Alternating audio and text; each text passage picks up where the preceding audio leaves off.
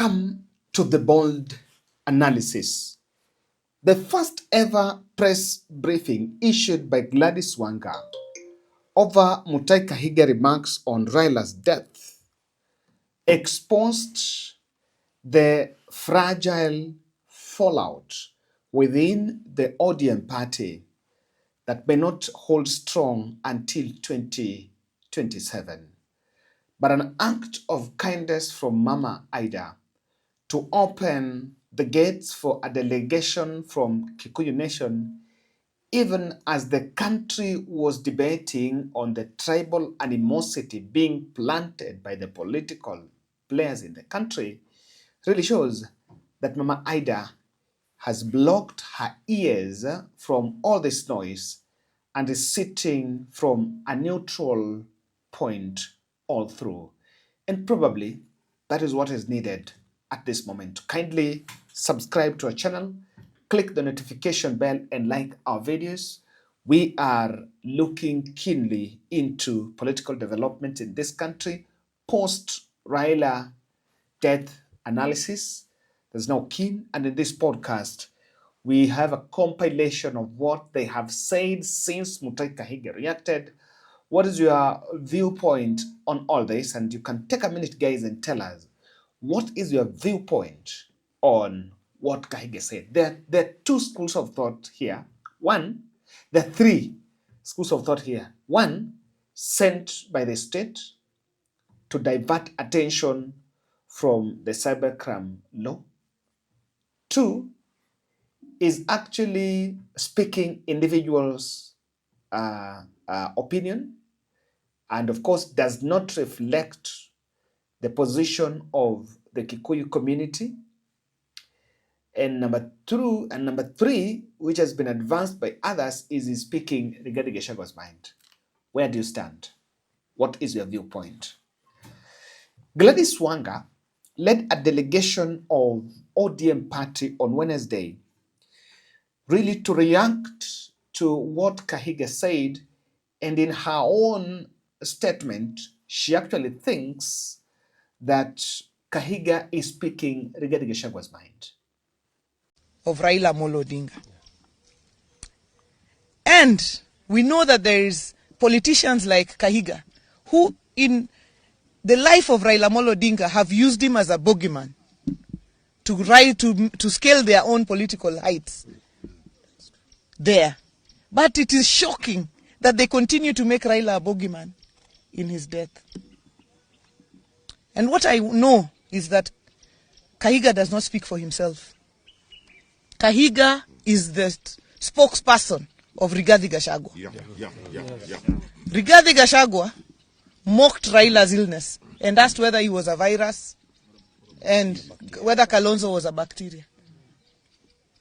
To date, Rigathi Gachagua is yet to mourn Raila Odinga. Raila Odinga, who braved political tensions to go and mourn his brother, the late Nderitu Gachagua. And therefore, we note now that anyone who associates with Gachagua and his ilk, like Kahiga, cannot be our friend. The line is drawn. Any person who associates with Gachagua, Kahiga, they cannot be our friends. Whether they are in our party or outside our party. Kahiga has drawn the line. To mock, he has crossed the Rubicon. We have crossed that line now. To mock Raila Odinga in his death, to mock him in his life, we could respond. But to mock him in his death, any person who associates with Gachagua, with Kahiga, with that lot, can never, ever be our friend. Because the principle is, the friend of your enemy is your enemy. This is very regrettable statement from the ODM party chairperson.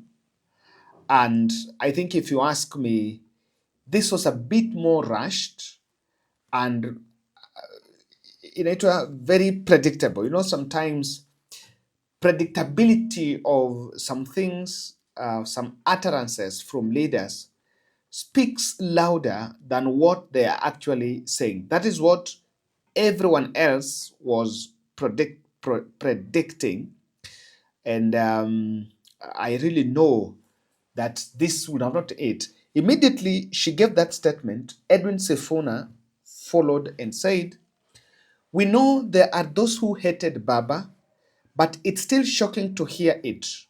Mutahi Kahiga is easily the vilest of the bunch, but Baba taught us to always respond with love. If he was still around, the next thing you'll see is him having a lunch with Kahiga." And what Edwin Sifuna is saying is what, according to me, should be the direction the country should be looking at. Because I actually realized that immediately this statement came, a clique of political leaders were quick to attribute it to the political animosity between the former deputy president Rigathi Gachagua and, of course, the ODM boss, the late ODM leader, which is not holding more.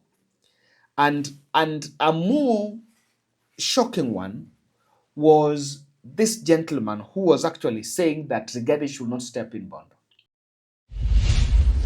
Thank you very much, Your Excellency and members of the press. As the chair of ODM as the vice chair of ODM in this region, I want to associate my sentiments with the statements made by my chair, Governor Gladys Wanga, and the colleagues, members of parliament. I want to say that as ODM members in this region, we want to urge our members to stay calm as we approach this issue in a sober mind. We heard yesterday that Gachagua and his team were supposed to pay homage to the home of Raila Odinga.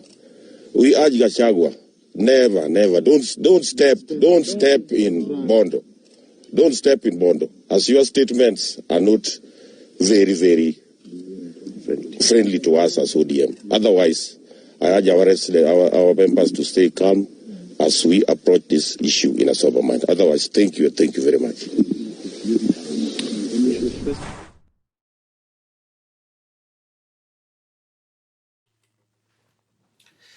Now, I saw some conversation, I saw some updates in social media that there was a delegation that was a delegation from Kikuyu Nation that was supposed to make their way to Bondo to mourn with the Odinga family.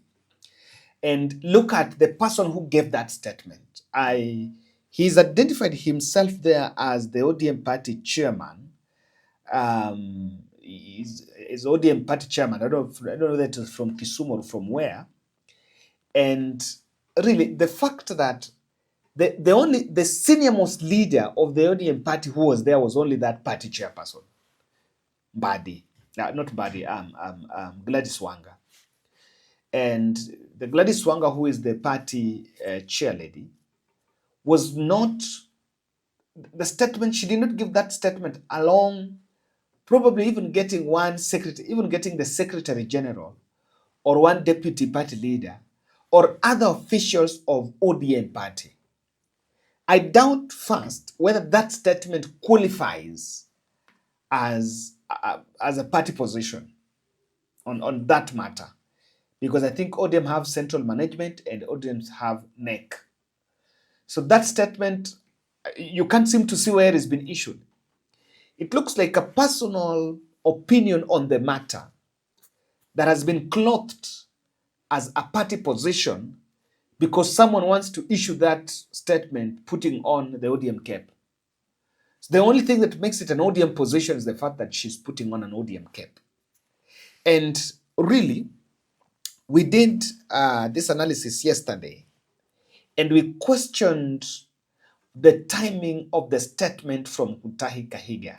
It was not looking like it's in good taste and was not coming at the right time. And despite of this warning that Rigathi Gachagua should not step in Bondo, Mama Ida opened Kango Kajaramogi for a delegation from the Kikuyu community who went there to pay their last respect, or rather to condole with the family. Mheshimiwa Recieves nake uria utumite na akahotithia tukorwo tukinyite gikaro-ini giki micii ugatuhe atumia ugatuhe ciana ugacoka ugatuhe mahiu na ugacoka ugatuhe arata tukite haha tondu twina murata uria ututigite na akarikia kuhuruka haha turagucokeria ngatho tondu ukoretwo tuhete miaka iyo yothe nitwamuhoera Ngai ithe witu mutumia ucio wa ndigwa kumagia riu we niwe ugite ibuku riaku ati atumia ndigwa ni aku mutumia ucio tuika muthuri wake no twaka thiini wa mucio wa muthuri uyu mutigaire Ngai ithe witu utigite nake wake na iretu ake kuria guothe mariumagaraga witikagira kumagaragia hamwe nao Ngai ino family no ya Raila tondu ikoretwo hetwo gitio kuma tene na tene ritwa ria Raila na nyumba ino yake ritikana fade tukurihwarithie na mbere turi atha hamwe ithuothe tukiuga thai thathaia Ngai thai thai thathaia Ngai thai thai thathaia Ngai thai. May the peace prevail here now and forever and evermore. Amen. And this is very monumental at this moment, because one thing I have loved with the way the country has reacted is the fact that, and I've been saying this in this podcast, I realize some people are not very comfortable with these hard truths and now been coming after us, but it's fine. That we cannot allow, we will not be obeying Raila legacy if we allow the politics of hatred be planted, or rather to be propagated at his death.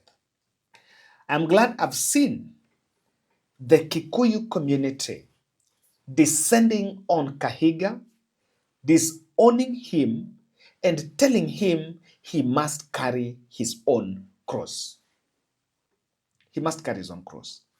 The gesture of Mama Ida, that even as the debate was raging online on who hates, on who loves Raila, she still opened the gates for that delegation. And we understand that Rigathi Gachagua was supposed to be in Bondo with that delegation.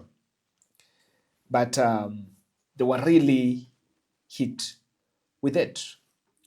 Of course, I want to look at a couple of reactions before I explain to you why Mama Ida is really struggling to give Raila Odinga a peaceful closure.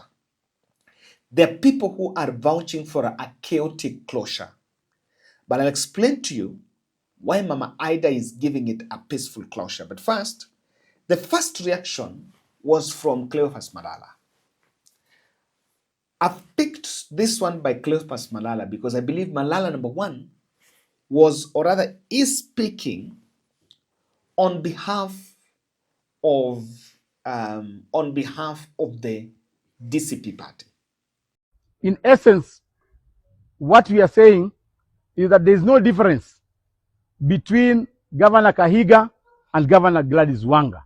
In fact, Governor Gladys Wanga is a female version of Governor Kahiga. Both must be condemned in equal measure. Mnajua vizuri sana kwamba sisi tuliheshimu Raila Odinga. Sisi tunamheshimu kama shujaa ambaye amepigania nchi yetu, na tunamheshimu vile alikuwa akiishi na hata kwa kifo chake. Tungependa kusema kwamba Governor Kahiga sio mwanachama wa DCP. Governor Kahiga ni mwanachama na ni governor wa UDA. Inahuzunisha sana mpaka sasa hivi wale wanachama wa UDA hawajaongea jambo lolote. Hawajamwandikia hata barua ya nidhamu.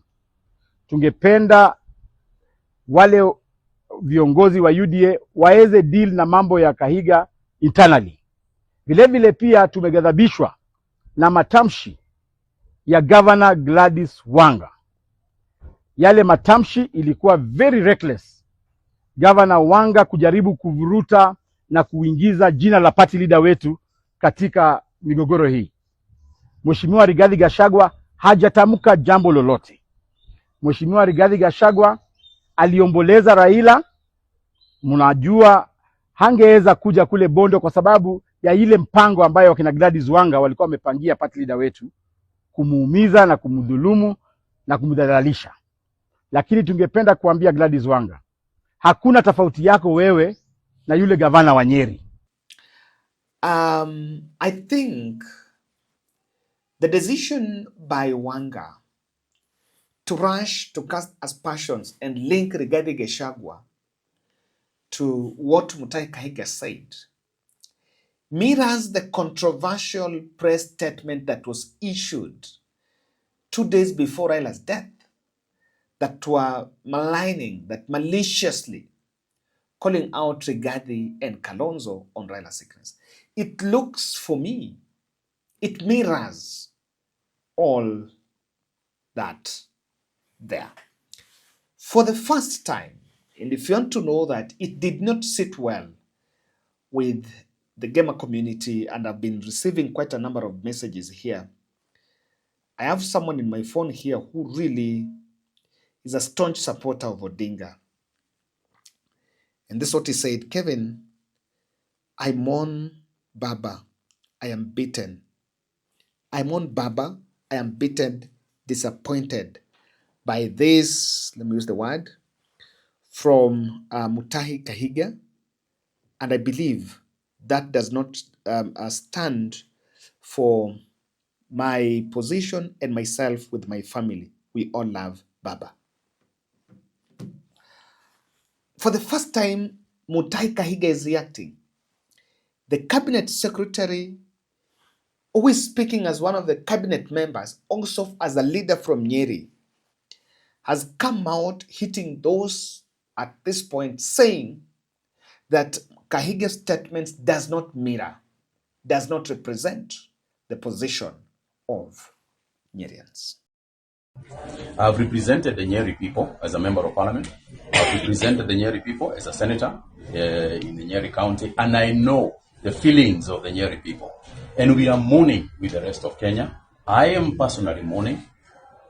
The late Honorable Raila Odinga was a personal friend of mine and a personal friend of very many people within the county of Nyeri.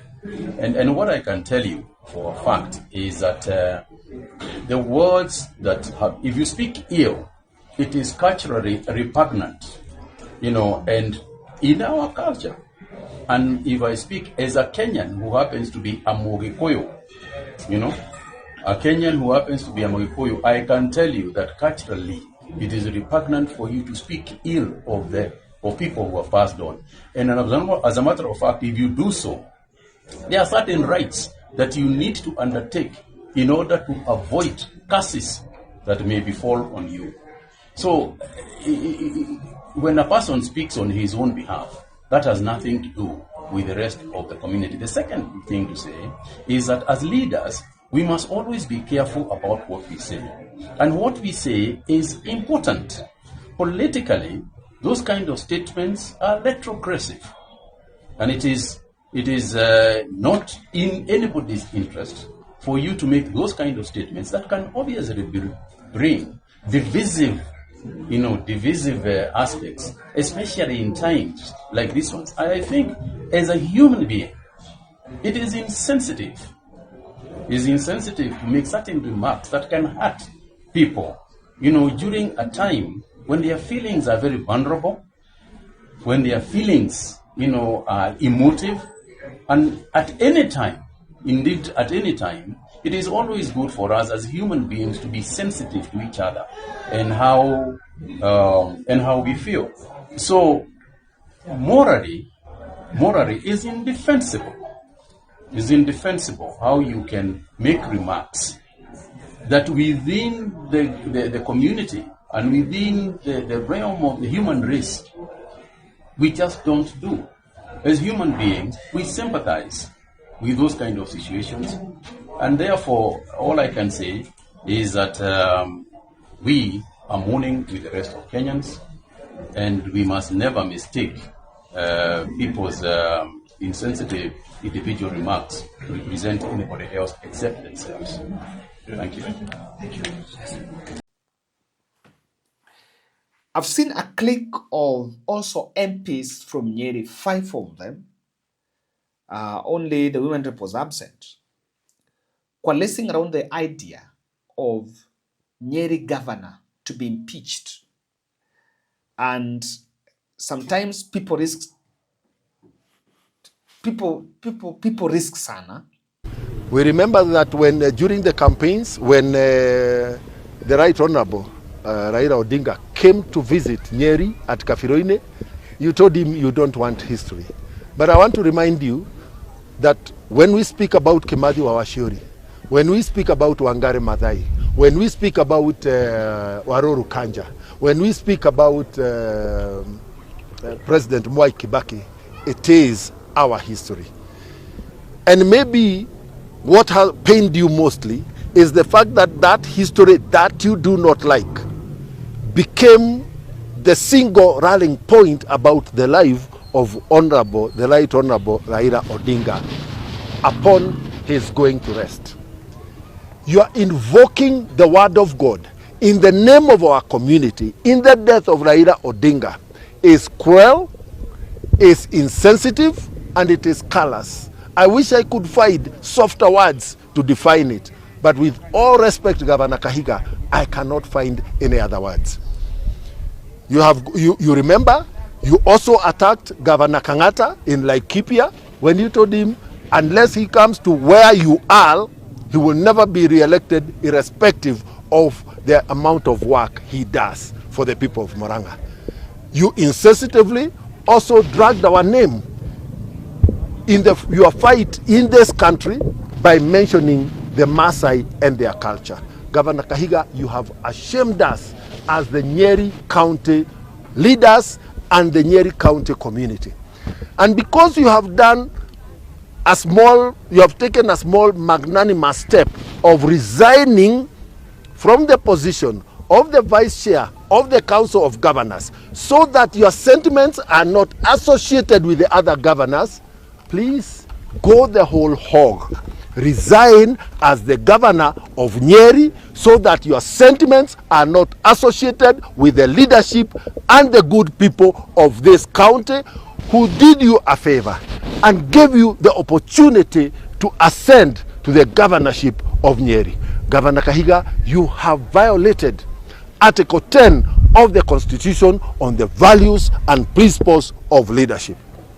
And I am the vice chair of the National Cohesion and Equal Opportunities Committee that looks at cohesion between communities in this country.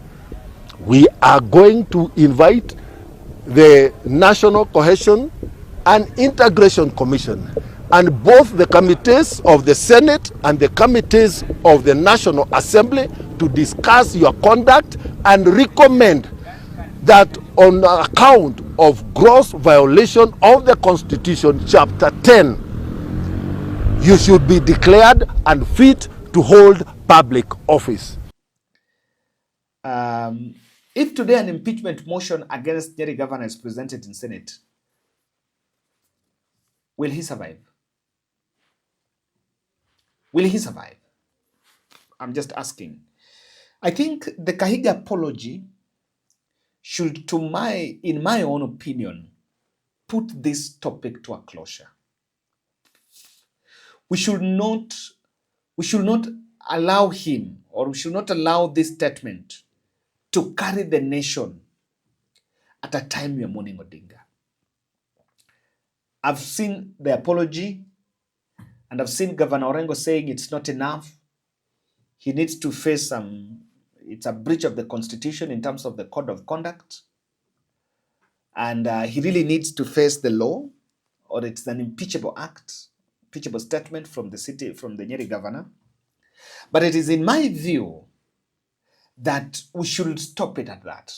It should end at that point with that apology, so that the country can move forward and start talking about really things that we are being distracted from at the moment. And I want to believe the act for Mama Ida to overcome all the noise that was going on and open the doors for a delegation from Kikuyu Nation was a deliberate act to tell the country that I am not part and parcel of the mechanism that can set this country ablaze. I need to admit that, and I need to appreciate the fact that at the height of such reckless statement, the country had some restraint.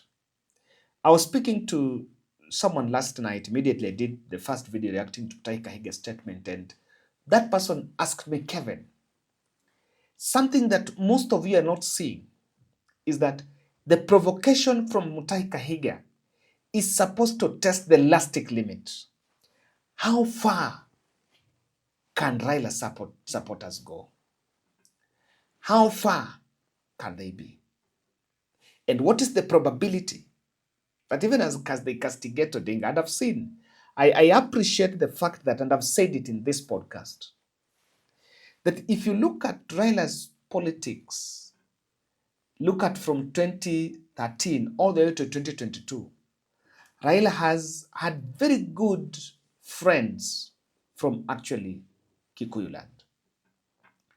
You can see how former President Uhuru Kenyatta mourned Odinga as his friend, as someone he believed in. So that was supposed to be a message to get to us. But this is why Mama Eda is giving it a peaceful closure. And that act of overcoming the noise and all the other insightful statements that were coming all over better part of this day to open the gate for that delegation means this. Political hatred would actually spoil Raila legacy. And I think it is also in the interest of President Ruto. There's some things that would happen and you don't want to see the country getting into chaos because of this.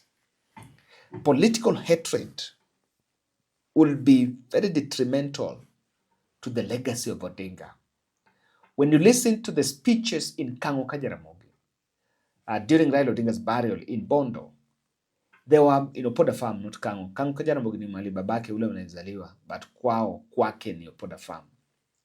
So if you listen to that, people really echoed his legacy as a peacemaker, a man who would make peace with the least that people would actually think about. I think this whole fight back does not sit well with the ODM party. The tribal, some people, there are some leaders that respond, and this is why I say the public must be very careful. There's some people that will make statements at this point because they want to trend. They want to be popular. If you look at Kahiga at the other end, he wants to make sure that he's in the lips of everyone there. If you look at the reaction from Gladys Wanga and coming up, the first person to respond to say all that, it's also part of endearing herself as the person who is now talking on behalf of the ODM party. And I can tell you that was the reason behind the rush. Even if other members will be called, the other deputy party leaders, the vice chair and probably secretary general and the others, they would have given a solidarity statement, but she had to be herself with others there. And the bad thing is, she did it, and all those who are there comes from one tribe.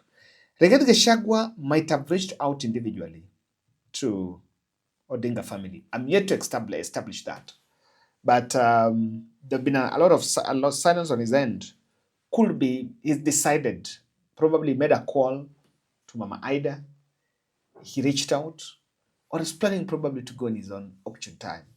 It is in my view that this conversation about Mutahi Kahiga needs to come to an end. The more it is being sustained, the more we are falling into the trap of the distraction trap of not addressing the other pertinent issues affecting the country. Thank you.